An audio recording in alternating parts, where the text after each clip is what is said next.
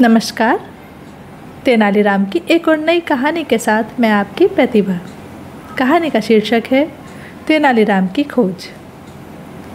एक बार तेनालीराम महाराज से किसी बात पर रूठा हुआ था कि महाराज कृष्णदेव राय ने उसे फिर से किसी बात पर डांट दिया था, जिसकी वजह से तेनालीराम बिना बताए वहाँ से कहीं चला गया और दरबार में आना बंद कर दिया।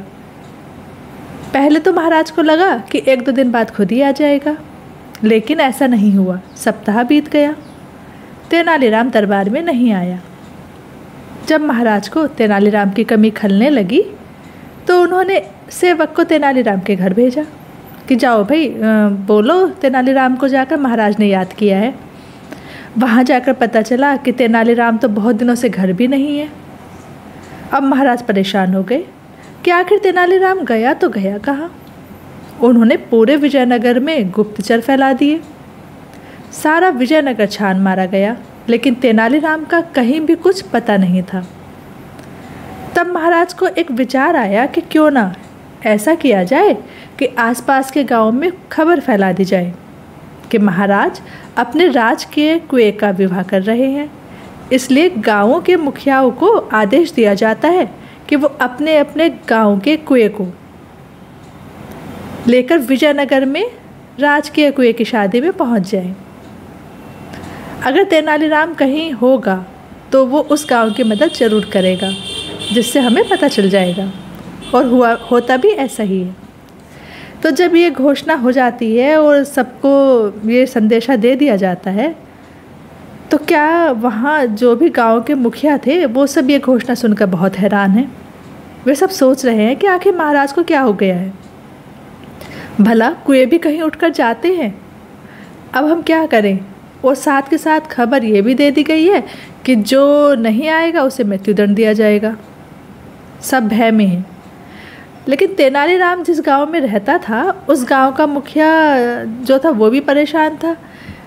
तेनालीराम उसके पास जाता है और कहता है, मैं आपका शुक्रगुजार हूँ जो आपने मुझे अपने गांव में रुकने की जगह दी और इतना आदर सम्मान भी दिया। मुखिया बोला, ये सब तो ठीक है, लेकिन हम तो खुद बड़ी विपत्ति में हैं। तो तेनालीराम बोलता है, हाँ मैं समझता हूँ, मैंने भी घोषणा सुनी है। और घोषणा सुनकर अगर बोले तो तेनालीराम भी समझ ही गया था कि ये उसको ढूंढने की ही साजिश है। खैर उसको छोड़े तो तेनालीराम कहता है गांव के मुखिया से कि तुम ना जैसा मैं कहता हूँ वैसा ही करना, तुम इस विपत्ति से निकल जाओगे। तो वो कहते हैं हमें क्या करना होगा। तो वो कहता है, देखो सब गांव के मुखिया को पहले इकट्ठा करो और फिर जैसा जैसा करना है वो मैं भी बताता हूँ। ठीक है, वैसा ही किया जाता है। सभी गांव के मुखिया इकट्ठे हो जाते हैं और उनको वो बोलता है कि आप विजयनगर की राजधानी में इकट्ठे हो जाओ। ठीक है, सब इकट्ठे हो गए।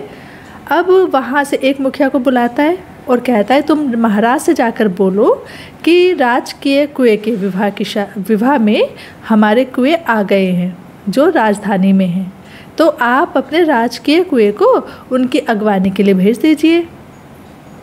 तो मुखिया जाकर ऐसे का ऐसा ही बोल देता है। मुखिया की बात सुनते ही महाराज समझ गए कि हो ना हो वो तेनालीराम ही होगा जिसने ये सलाह दी है। तो उन्होंने पूछा कि भाई साफ साफ बताओ कि तुम्हें ये सुझाव किसने दिया है। तो मुखिया ने बता दिया कि हमारे गांव में एक आदमी आकर रह रहा है बहुत दिनों से, उसने ये सब कुछ बोलने के लिए कहा है। महाराज बोले, वह अभी कहाँ है। वह अभी भी हमारे साथ ही है, राजधानी में खड़ा है। मुखिया ने कहा।